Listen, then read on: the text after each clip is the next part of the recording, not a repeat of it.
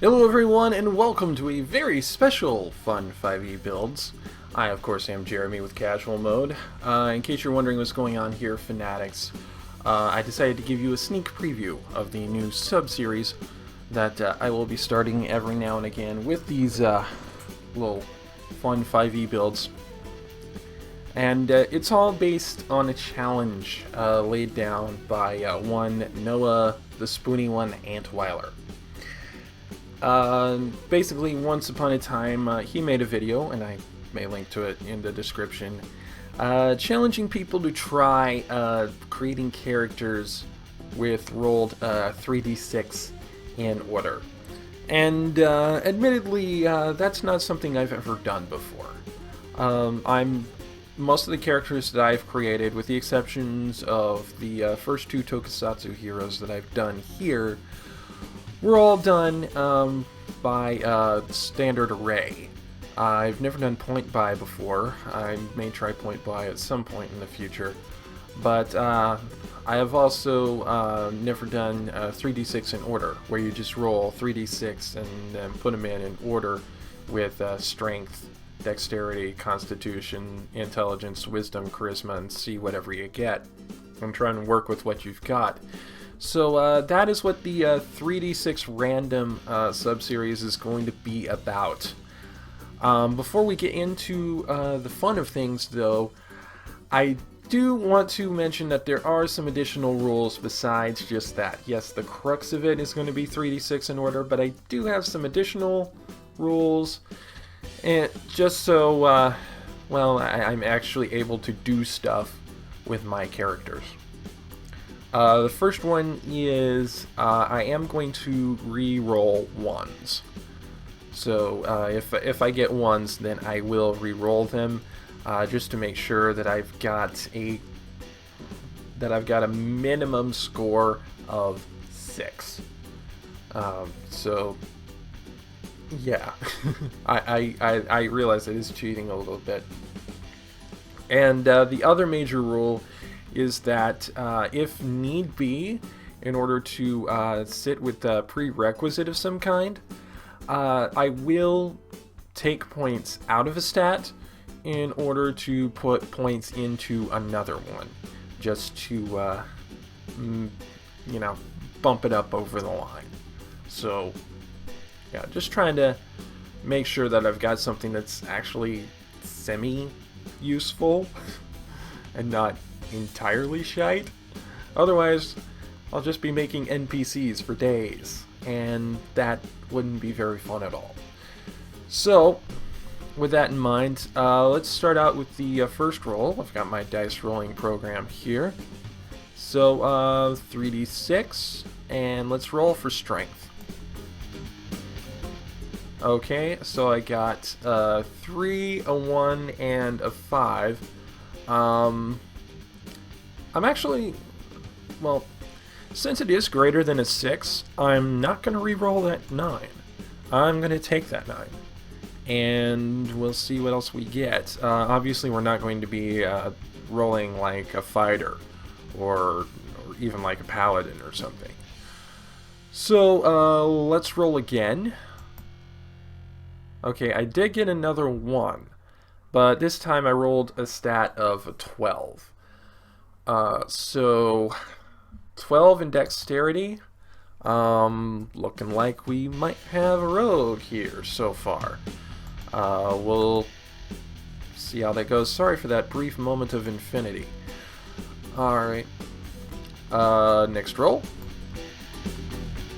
Okay, another 12. So we've got dexterity and constitution. This is getting pretty interesting because if we do have a rogue, we're going to have a kind of a bulky rogue. So we'll roll for intelligence. 3, 2, 6. We've got an 11 in intelligence. Okay, so what I'm thinking here is maybe an Arcane Trickster now. Yeah, we'll see. We'll see what wisdom and charisma give us, But it looks like we might be having an Arcane Trickster. So, Wisdom. I rolled a 12 in Wisdom. Y'all are watching me roll these. They're over here in the corner. I'm not making these up. So far, the only crap stat that I have is Strength. Curiouser and curiouser, isn't it? Alright, and last but not least, Charisma. 7. I did say I was going to take reroll ones, and in this case, since it's close to the line, I am going to reroll that one. So we got 2 3s, so we're base 6 plus another 3. 9 charisma. So there we go. We've got 9. We got 9 strength, 12 dexterity, 12 constitution, 11 intelligence, 12 wisdom, and 9 charisma. Now, like I said, we in order to get this into an actual usable class, we are going to need 13s somewhere. And earlier I said maybe possibly a trickster rogue with that high intelligence. With that 12 in wisdom, we could also go with monk.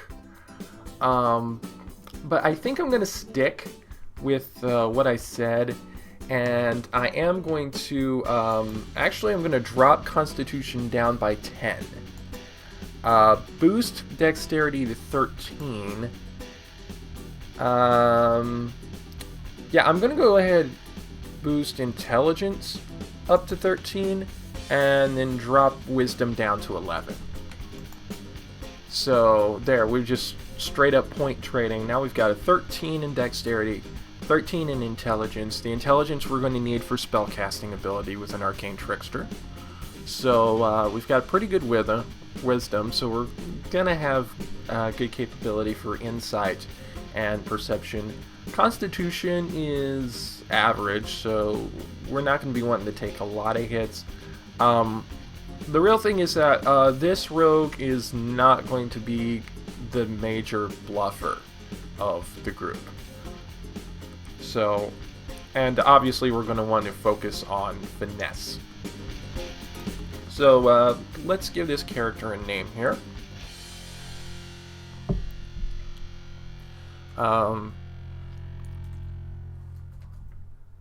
Let's go Rando T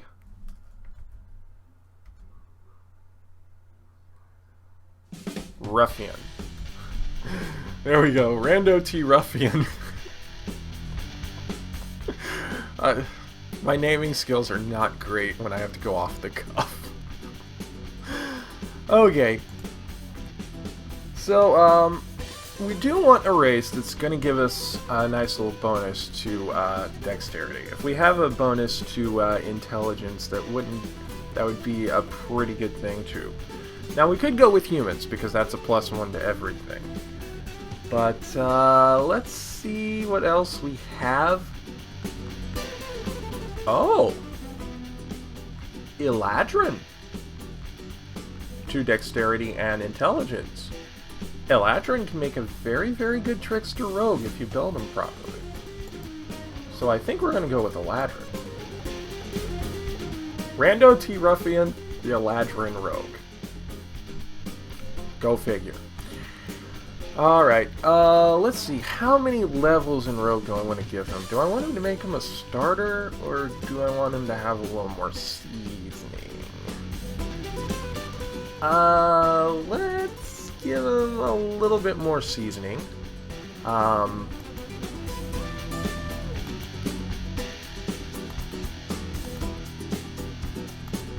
Let's make him, how about 6th level? Yes, I know I need to select class features. I'll do that here in a bit. Yeah, let's make him a 6th level rogue.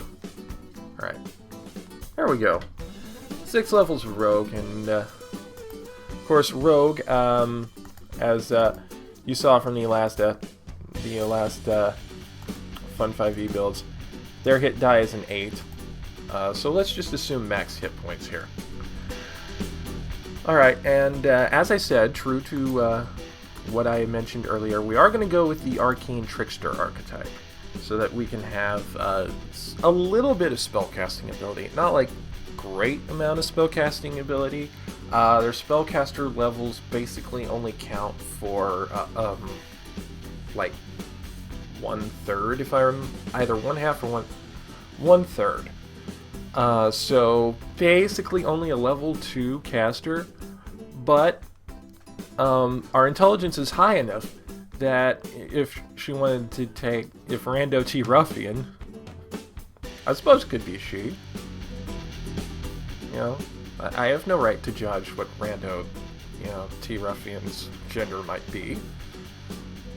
If they want to be female, then by God, they're female. So yeah, let's roll with that. Rando T. Ruffian is a female. Alright, so yeah, if Rando T. Ruffian wants to get any better spellcasting ability, she can always multi-class in Wizard later because of her intelligence score. So, we're in a good position. Alright, background. There are many different ways we could go here in order to help out. Normally, rogues, you kind of like going with the charlatan or criminal route. Maybe occasionally like pirate or urchin or something like that. Let me look through these and see what I like here. I'm gonna start with criminal. Well, we're not very good with charisma, so deception's not a good skill for us to have. Urchin, sleight of hand, and stealth. Okay, now the fun thing about having an Arcane Trickster is that you can use sleight of hand with the mage hand cantrip. So having that as a proficient skill is actually going to work to our benefit. And also having stealth will help us out as well, because then we kind of have a little bit of a tiny bit of an edge on wizards, in that we can cast spells without casting attention to ourselves. So we can hide, stick, run. Sounds like fun, huh? Alright. Ability advancements and feats. I want to take a look. We have one set of selections here. Want to see what feats we've got available before I decide if I want to. Excuse me. If I want to go with something else here.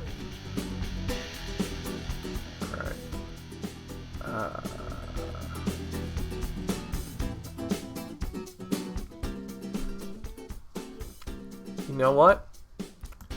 To make it a little bit more flavored of an Arcane Trickster, we gave them the urchin background, but let's say they had a little bit of academy training before going out on their own and learning how to become a rogue. So, you know what? Yeah, let's give it a little more casting ability. Let's go Magic Initiate Wizard. So,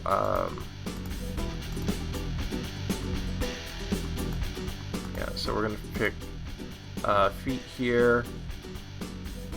I'm trying to remember if you can pick a feat in place of doing both stats or just in place of increasing one. I'm going to go in place of replacing both stats here just to make sure, so that I'm not, inadvertently creating a horribly broken character. Alright, let's take a look at our proficiencies. Of course, being a rogue, having acrobatics is a must in order to be able to, make nimble escapes. Since we've got an Arcane Trickster, I kinda want to give a little bonus to Arcana. We're already proficient with sleight of hand and stealth, so we don't need to worry about that.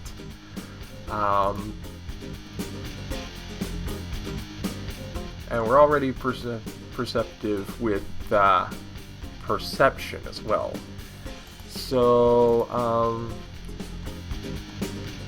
let's give an investigation, a bonus to investigation.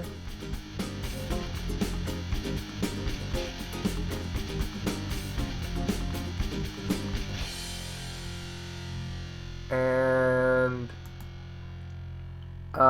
yeah, I'll go ahead and give athletics.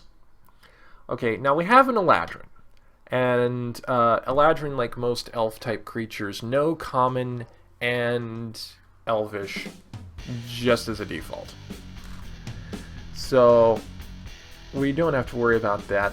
What, for an additional language, let's say she picked up her roguish tendencies by living with a group of halflings for a while. So, Rando T. Ruffian, the Eladrin Arcane Trickster Rogue, who hangs out with halflings. We are already coming up with something fantastic here.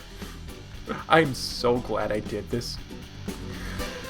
Okay, we don't have any tools to go through to select, so we can move on from here.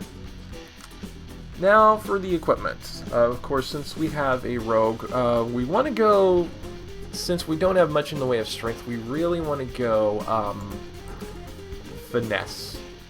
So, we really, yeah, we want to give her rapier. We need to give her a couple of daggers.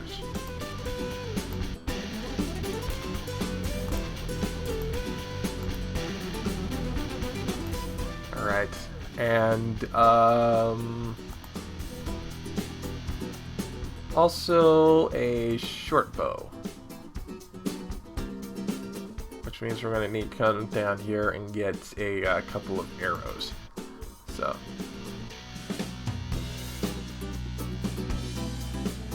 of course, most of her ranged capability are going to be with her casting spells, but if we do need to use a bow, then we're prepared. So,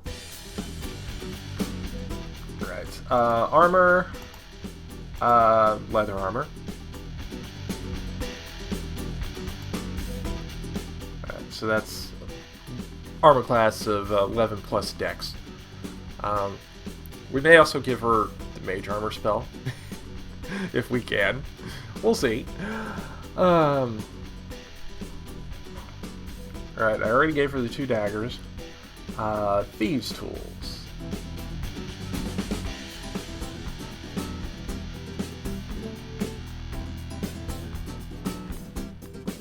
Alright, well,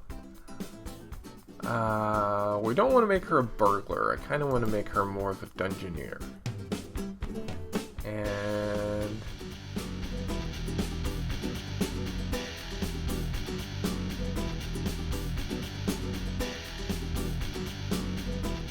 right, thieves' tools.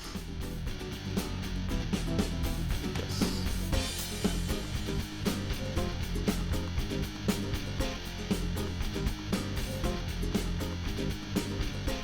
All right. So yeah, here we are. We've gotten that taken care of. And yeah. Alright, now let's deal with the magic. We can learn 5 cantrips and 4 first level spells. Nice, huh? Okay, so first one, very critical one that I'd like to have since she is a rogue, so she might be getting in close. We do want Blade Ward to kind of help protect her a little bit from being able to from getting stuck. We also want to know Mage Hand. Again, absolute necessity for a Arcane Trickster.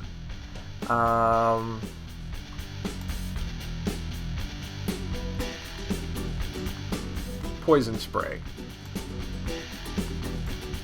Definitely want Poison Spray.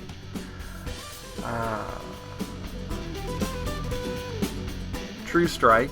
That, again, would be a very good thing to have for a rogue-type character. And one more cantrip. Let's see, what do I want to do here?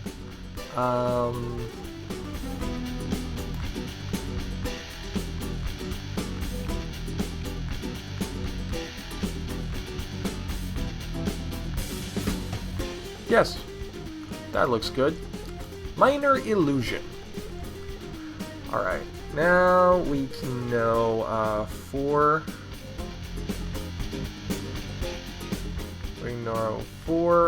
first level spells. So, let's see what we got here. Of course, Mage Armor. We want to do that.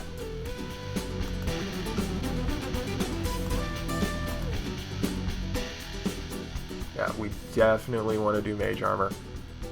And I'm going to go ahead and prepare it. So, yeah, just so they can have it. Let's see what else here.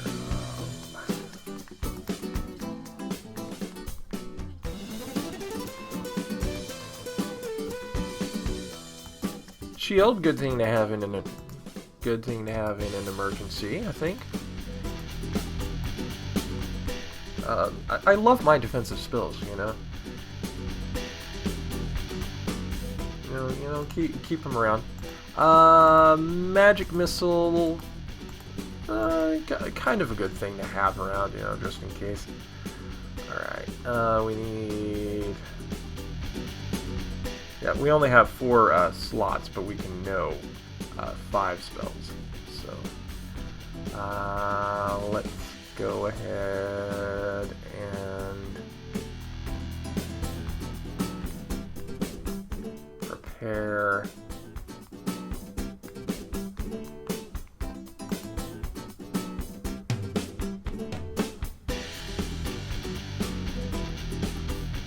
I want to see what this spell does, because it might be something good for Rogue. Okay. And now we need to know and prepare one more. I think I've mentioned this before. Wouldn't be a bad idea to have Expeditious Retreat. On the other hand, another good thing to have, especially if you're a Trickster Rogue, Color Spray. The reason for this is that you can blind a lot of fools really fast. I've actually used this in the past in a 5e session to blind 3 creatures at once. Because how it works is you roll some dice, and however many dice you roll is the total amount of hit points that between various different people in the cone that can be blinded. So if you roll enough to get like about 3 people blinded at once, and you're an Arcane Trickster, you have all of the advantage. So we are definitely putting Color Spray in there. So let's see what we've got here. We've got Rando T. Ruffian, female Eladrin, Arcane Trickster, who hangs around with halflings. Alright, base armor class 13, of course, mage armor. Can kick that up a notch, as does shield. Initiative, not that great initiative. It's only a +2 to initiative, but, you know, that's fine. Of course, here we have all the final mods after the level up. 15 dexterity, 14 intelligence. Nice stats there. Of course, dexterity and intelligence are the primary saving throws. The other saving throws, not that great, but, you know. Alright, so yeah, we've got +5 to acrobatics, +5 to arcana, +2 to athletics, +5 to investigation, +3 to perception, +5 to sleight of hand, and +5 to stealth. Pretty good check stat. Alright, passive perception, 13, passive investigation, 15, passive insight, just flat 10, but, you know. Alright, and, yeah, we've got, all the wonderful things here. Again, primarily, finesse-based, just so we can take full advantage of, their primary stat being in dex. So, yeah, we are looking in good position there. Alright, let's see what else we got here. Features and traits. I think I mentioned this in the past as an Eladrin, but Eladrin automatically have dark vision because they are Fae, and it's okay to be Fae. Keen senses. This is the one that kind of gets some questions about it, the trance ability. The way I see trance ability is it does give you the equivalent of a long rest in 4 hours. However, if you're in a party that has people who do not have a similar ability, like if you're an Eladrin or even a Warforged, because Warforged have kind of this ability as well, and you're in a party that has humans and half-elves and dwarves and such, they don't have this benefit. They still need the full 8 hours, which means you are going to need to spend 4 hours in character doing something. And something not very strenuous, otherwise your trance is pretty much moot. So, yeah. Fey Ancestry, advantage on saves versus charm. Also immune to magical sleep. Awesome! Elf weapon training. Of course, that makes the bows all that much more useful. Misty Step. Once between long rests, you can cast Misty Step. Don't have to spend a spell slot. Eladrin, get it for free. I love Eladrin. Alright. Of course, because Rogue, we've got Sneak Attack, 3d6. Thieves Can't, kind of a secret message. Cunning Action. Again, because of Arcane Trickster, you can use your Cunning Action to control your Mage Hand Ledger Domain. And what Mage Hand Ledger Domain is, you can make your Mage Hand invisible, which means that you can use it to pick locks at range without being perceived unless they make a perception check. Unless you fail your sleight of hand check versus their perception.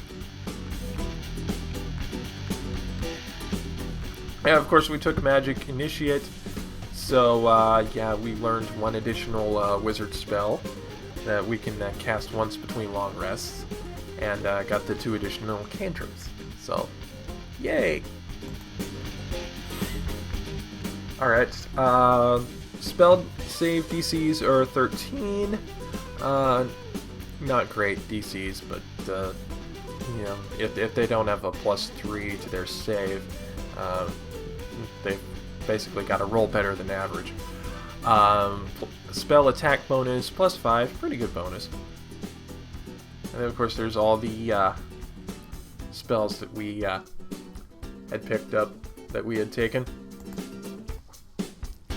Right, now let's take a look, a little more detail into some of the spells here. Yeah, this is the one that I was referring to earlier. 60-10 HP. Now, I know that sounds high, but like I said, keep in mind, you're rolling that as basically a total of the HP that can be affected, from lowest to highest. So, yeah,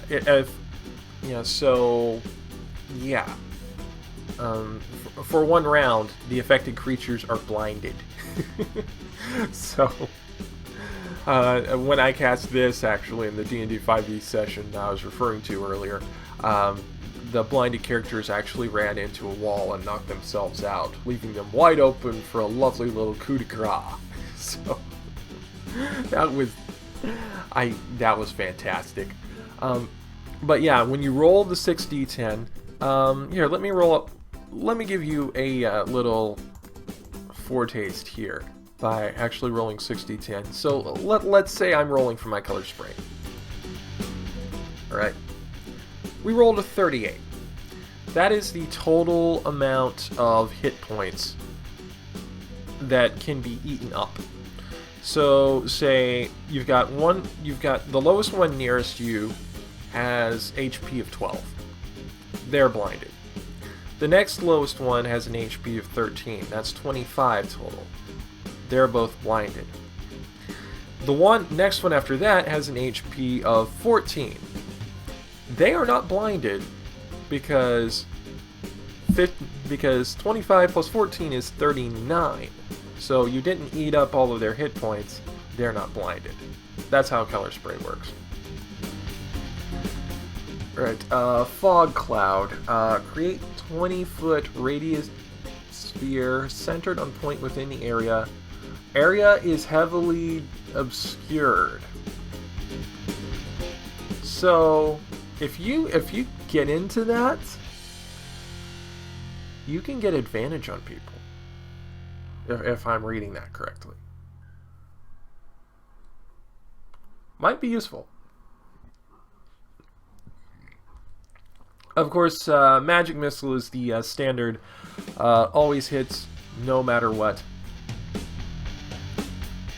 You can fire three darts and either target at one or at 3 creatures. And of course, if you use higher spell slots, you get an additional dart, which means an additional damage. Right. Yeah. Minor illusion. That's a good little misdirection tactic. I mentioned Misty Step. We got that for free from being an Eladrin. Poison Spray. This is one of those auto hit ones. Target takes 2d12 poison damage, but you can save Constitution for half of that. So max 24 poison damage. But even if they make the con save at max damage, they're still taking half. So, of course, Shield and True Strike, you've seen those before, and Mage Armor, you've seen that one before as well. So nothing new there. So, yeah, ladies and gentlemen, that is Rando T. Ruffian, the female Eladrin Arcane Trickster Rogue with an urchin background who hangs around with halflings. I consider this experiment an unqualified success. Thank you so very much for watching this. If you like this video, please subscribe. Join the Casual Fanatics. Would love to have you. And let me know what you think about this series. Let me know what you want to see in the future. You still have a week to vote for the next Tokusatsu Hero build. So comment down below. Use hashtag Ranger Brawler. Strike that. Sniper Brawler and Techie. So yeah, hashtag Sniper, hashtag Brawler, hashtag Techie. So yeah, until next time, I'm Jeremy. This has been Fun 5e Builds on casual mode. Keep it casual, y'all.